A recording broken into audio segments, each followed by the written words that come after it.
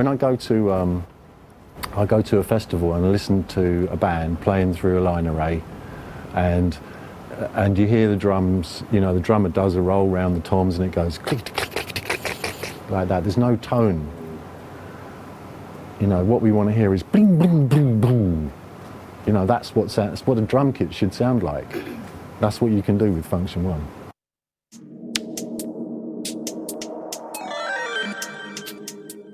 We started Turbo Sound in 1977, John and myself, and we had great success with the TMS range. I think the TMS3 was the dominant loudspeaker cabinet for most of the 80s. With Turbo Sound, we were very strong in the live area, and we did sound for the Pink Floyd and you know, Roger Waters' solo tour, which I mixed. Status Quo, Jackson Browne, Santana, all those big bands. When Turbo Sound was sold in, I think it was the late 80s, I was part of the legal team that, I think I was involved in that transaction. We had to reinvent ourselves, and that is what we've done. We reinvented as Funktion One. We didn't really release any products till probably about 2000. We spent some time coming up with new technology. It was rather good because we were in charge of ourselves and we were able to pursue exactly as we wished. My background is a sound engineer, a live sound, since 1970s. Myself, I've been involved in the music industry since actually probably 1969. I started designing cabinets in 1971. Because it became very obvious that there wasn't any PAs to speak of. Certainly not musical PAs. There was always been public address with big horns for voices, but at that time there was no real full range PAs. So we set about building, and in that time, I guess I've taught myself.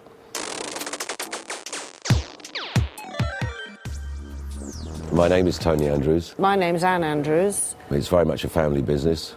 I do quite a lot of different things. John looks after a lot of questions that people have around the world about settings. I like to make things, so I like to be involved in the practical side of research, making new parts for drivers or speakers. But the most important person in the company is Anne, my wife. My role in the business is I'm finance director. I also take care of some of the marketing duties and also the direction of the business as well. So I've got many hats, really. I'm involved in specifying systems for clubs and concerts. That is assembling the different products to make a system that works. I'm technical director of Funktion One. I design loudspeakers. I'm honoured to work with such a talented bunch of engineers, you know, Tony and John, both legends, and it's great. They're tireless, and it doesn't matter. Anybody can phone up any time of the day. You know, they take care. They want to pass on the information. They just live for it. What is Funktion One? Let me think about it. It's actually in southern England, not far from Gatwick. We've got about 12,000 square feet. It's not so big. There's about 16 people altogether. We're not a company that's driven by marketing. I think that's pretty obvious to most people. We're a company driven by passion for sound.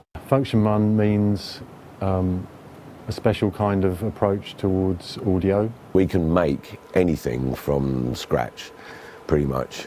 So if there's a new cabinet, we make it there, or we modify it until it's right. Once it's made, it gets drawn and sent out for production, and it comes back to us sprayed with paint. We really try to make the speakers as true as possible and to create the best illusion of audio as possible. I think audio is an illusion. It should approach reality.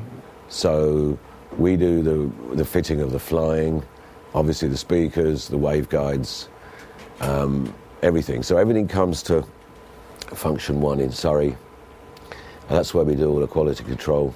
We do all the final assembly and checking and shipping to wherever it needs to go. I think we're in certainly on every continent. We're in nearly every country in the world now. What is Funktion One? Well, I think it's the best loudspeaker company on the planet. Principles, I guess purity of audio. To do as little as possible correction to a speaker.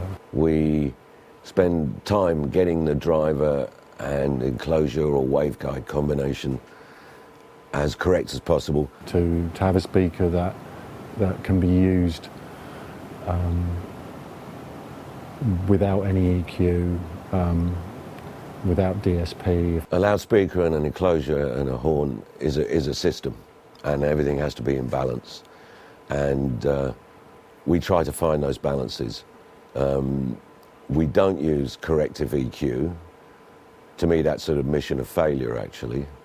In the beginning when I started, there wasn't equalizer. It certainly wasn't DSP, and EQ had only just been invented, and nobody even thought about taking a loudspeaker and then adding, corrective EQ to it. You had to get your speaker right, and I still think that's the right approach. If you apply system EQ to a loudspeaker system, what you do is you apply a characteristic to everything that comes through that system. So if you're mixing a show, then every channel of your mix will have that characteristic that EQ gives.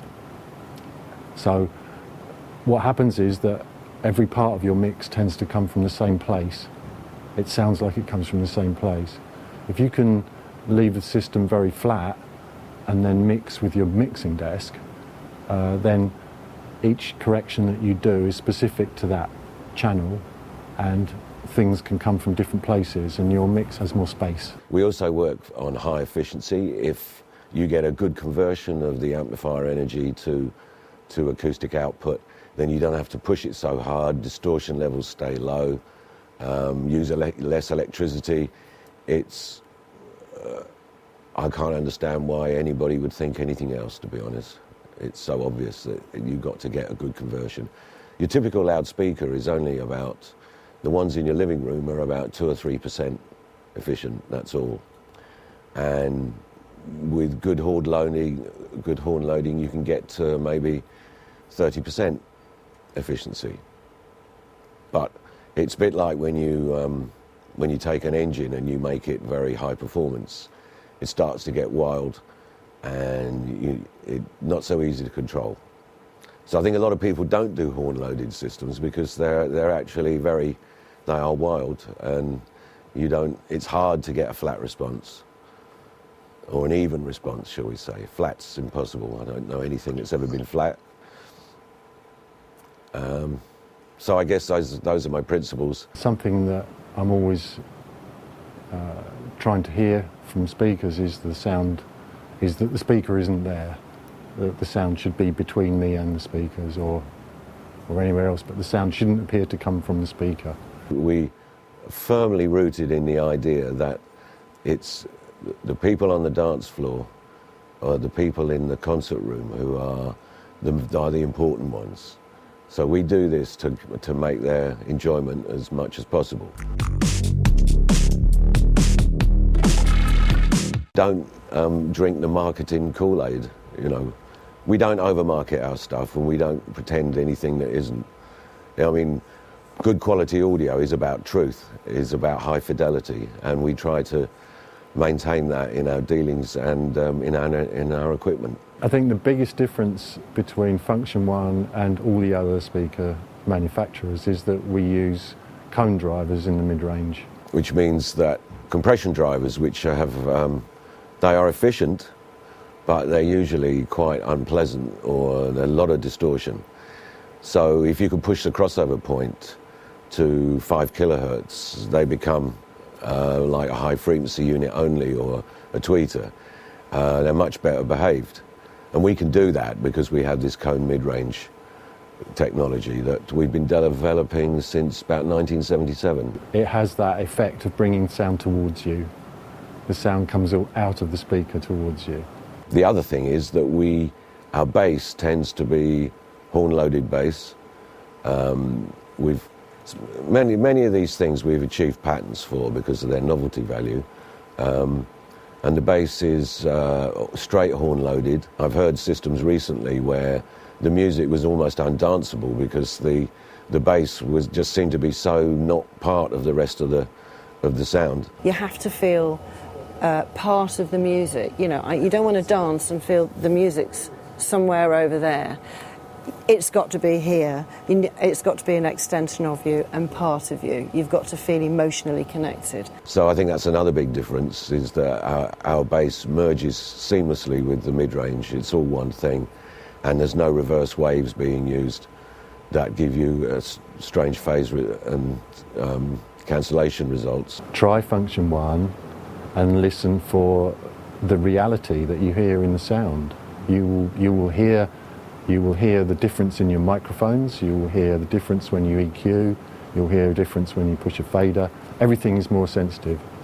It's like driving a Ferrari, you know, you turn the wheel like that and you go around a corner. There's no, it is responsive. There you go, that's a good word. It's very responsive and very transparent. The speakers are even and dynamically the same across the spectrum. They can do any kind of music at all. They excel at all kinds of music. Everything from vocals to classical, dance, rock and roll, doesn't matter. It's complete rubbish to say one system is better for another.